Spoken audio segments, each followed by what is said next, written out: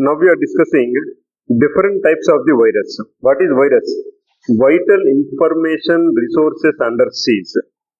Whatever the vital information to us, that information will be seized. We are not able to use that information. The virus is such program, it is performing an action which will give the chance the users to not access that particular information. Generally, it spreads from one computer to another computer. It will corrupt our file. Sometimes it will delete the entire data in the file. Sometimes it will delete the file itself. Most in the nowadays, in modern days, we are even getting the virus through the email attachment also. Whenever we download that attachment, then the attachment will make that we are downloading some virus program that will affect our system. What are the different types of the viruses? We are categorizing the viruses. Why we have to categorize the virus? Because we have to understand each virus will behave differently.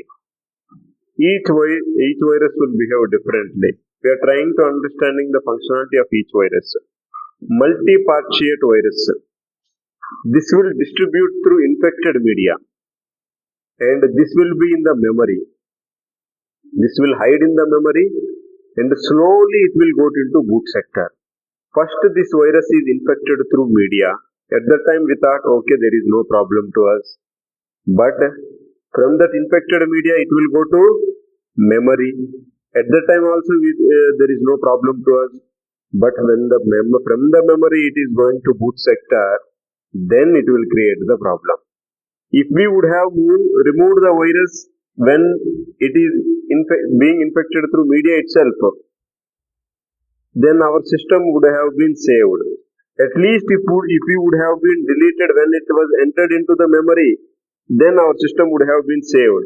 But now the virus entered into boot sector, we cannot do anything. Okay, we have to use the standard antiviruses at that time. Now, next one is direct action viruses. In this direct action viruses, each virus will create its replica.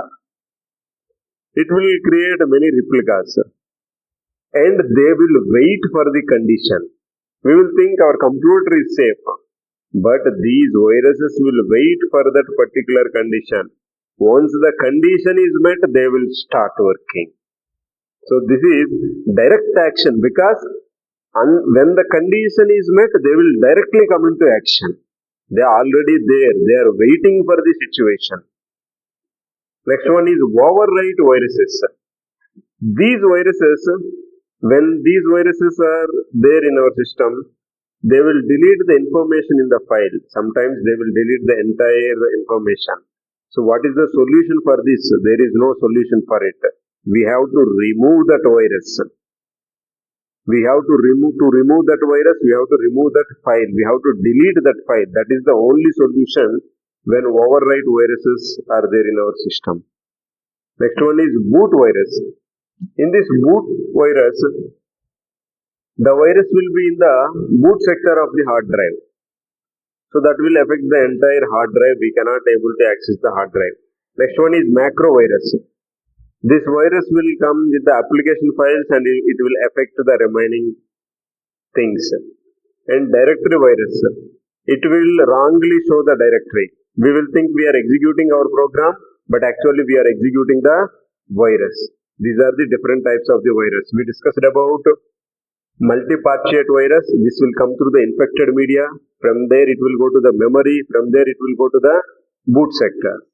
Next, direct action viruses, it will create the replicates, and when they will wait for the specific condition, once the specific condition is met, these viruses will attack. The next one is overwrite virus.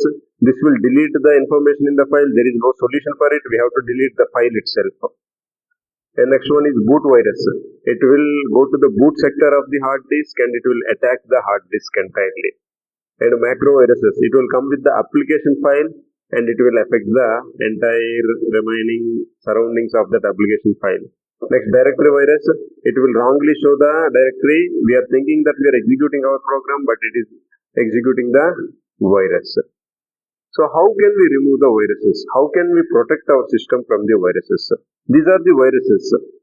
We understood the viruses, but what is the Advantage with the understanding the viruses.